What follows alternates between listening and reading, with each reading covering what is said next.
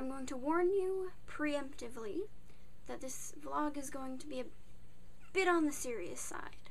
We'll laugh, we'll cry, we'll learn, we'll grow, and I will probably embarrass myself at some point.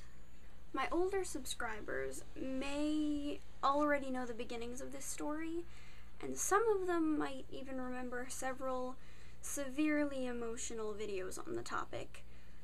Basically, the short version of the story is to tell you that I'm sick.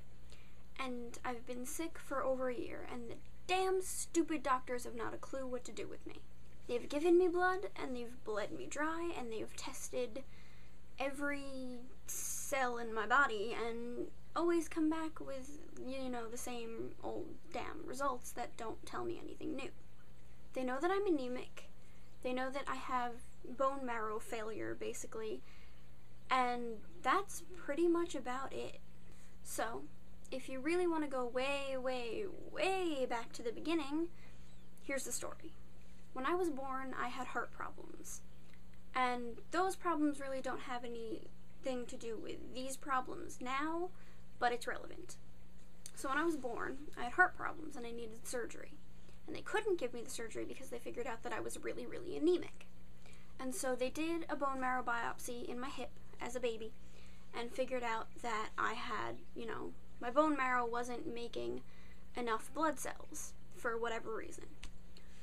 So their decision was to basically just wait it out. And they waited for my blood levels to go up, which they did, and then they did my surgery, and for a while, everything was fine. So, for quite a while, they thought my anemia was based in iron deficiency. So they put me on iron meds, and they watched my levels, and for a while, everything was fine. But then, when I hit puberty and the whole menstruation thing started, sorry to all the men in the room, I started to get anemic again, and my levels started to go down. So they put me on iron medication again, and they put me on birth control, and for a while, everything was fine. And so now in the story, chronologically, we have come to the pinnacle moment of this whole scenario. About a year ago, I started to get sick all the time. It was actually a little over a year ago. It was all of last summer. I was starting to feel sick all the time, and I would get sick all the time, and there were just, tons and tons of things wrong with me. I thought I was becoming lactose intolerant, and, I didn't have any stamina at work, and I was tired all the time. I was, sick all the time, and so I finally caved and went to the doctor in the beginning of last September of 2009. And so I go to the doctor, and they look me over, and they decide that they're going to check my anemia, because the doctor that I saw that day kept harping on the fact that I was really, really pale, and I was convinced that it's just the way that I look. I was very, very wrong. I got my blood results back 2 days later, the day after I fainted at work, and found out that I had really, really, really dangerously low hemoglobin levels. Now, just a quick segue for the people who have limited medical knowledge.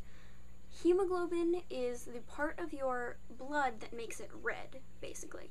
Your hemoglobin is the part of your red blood cells that is red, and it carries oxygen to all the different parts of your body among doing a whole lot of other really important things.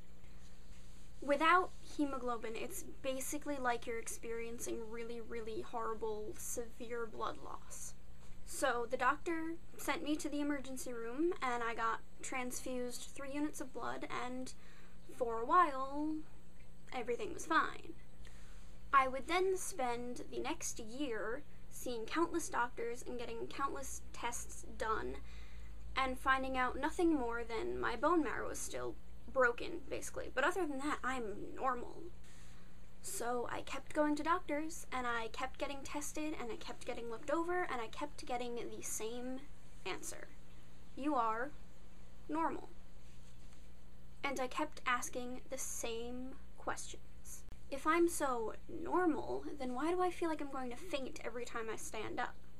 If I'm normal, then why do I have no stamina at work? Why can't I participate in normal everyday activity?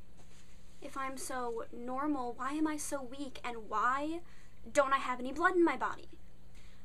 And so we come to this past September, on Labor Day of 2010. I again end up in the hospital with a dangerously low hemoglobin, and no reason why. Exactly 1 year after I found out I had this disturbingly mysterious blood disorder, I'm back in the hospital with the same damn problem. I'm back where I started, back hating doctors and hating medicine and shaking every time I even think the word hospital. I apologize if this vlog is a little bit heavy and a little bit personal, but I like to think of my subscribers as being my friends, and I consider this to be information that is important for a friend to know.